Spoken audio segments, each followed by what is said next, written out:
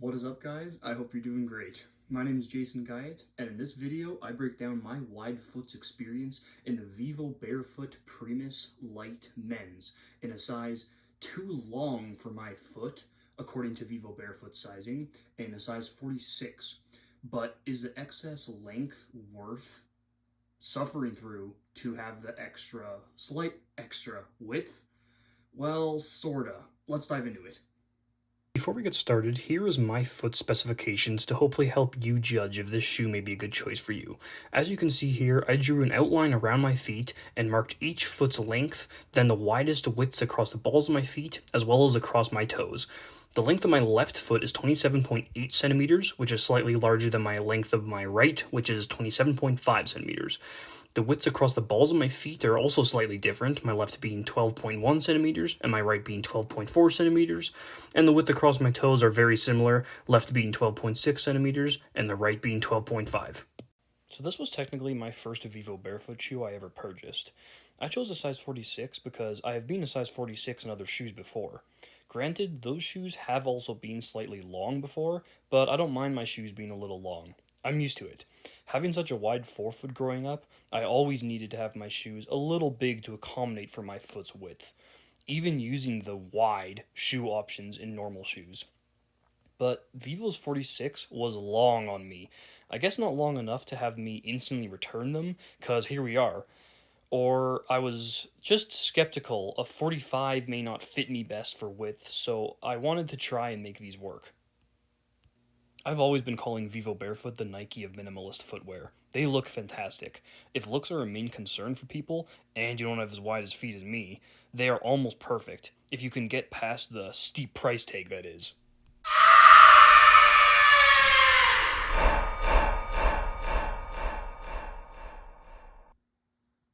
Taking a more in-depth look at the shoe. Pretty thick laces.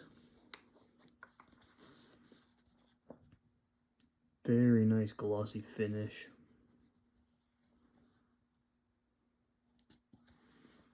Perforation holes.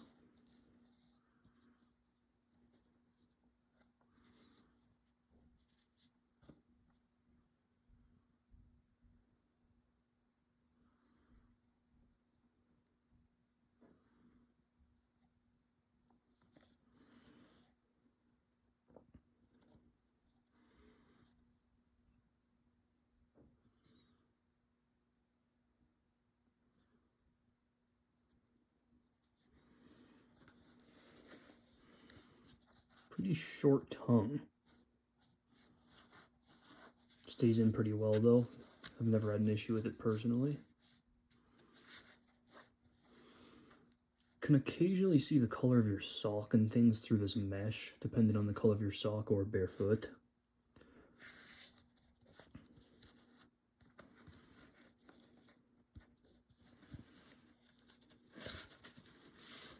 Insole.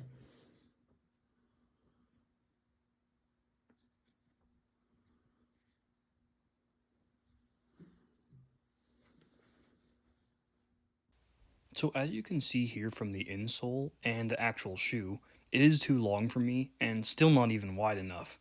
It actually doesn't look too spacious on camera, but the best envisionment is when my foot is on the outside or outsole of the shoe.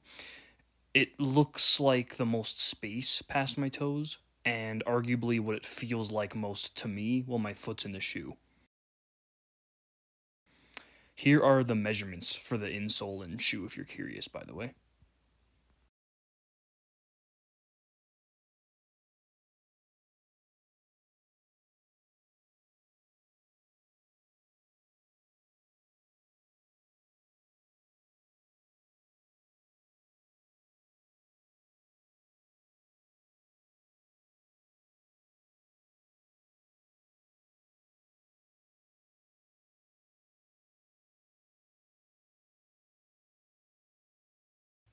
So, my main quarrel with this shoe's extra length, I want to say, comes when I'm walking or running, which is ironic as I was using this shoe as more of my athletic shoe over the past year-ish now. Hence why it's so dirty. It worked somewhat fine for me until the running season started coming to a close, when I slowly began to notice that I was holding my toes in a funny position to not trip over the excess length. You can almost kind of see that little jiggle at the tip of the shoe when I slam my foot down. After I noticed this, I started to limit the physical activity in these shoes and started trying to wear them more casually in case it was causing bad biomechanics as I ran.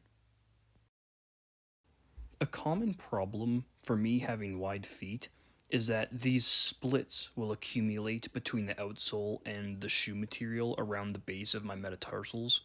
Other than that, the shoe is held up quite impressively so. So overall, it's not the worst decision in the world to size up with Vivobarefoots, especially if there's a certain style you're trying to get away with. Maybe you want a pair of their dress shoes or boots that just aren't offered in other minimalist footwear. It might be worth a leap to just size up to be able to get away with that style if you're looking for a certain shoe. Other than that, just be careful with maybe running and if the biomechanics, if that toe's too long, tripping upstairs or anything. But yeah, that's for the most part my verdict. I hope you guys found this review helpful on the Vivobarefoot Primus Lite Mens. If you have any questions of anything I might not have addressed in the video, I'd be happy to try answering any questions in the comments below. Other than that, I'll catch you guys in the next one. Peace.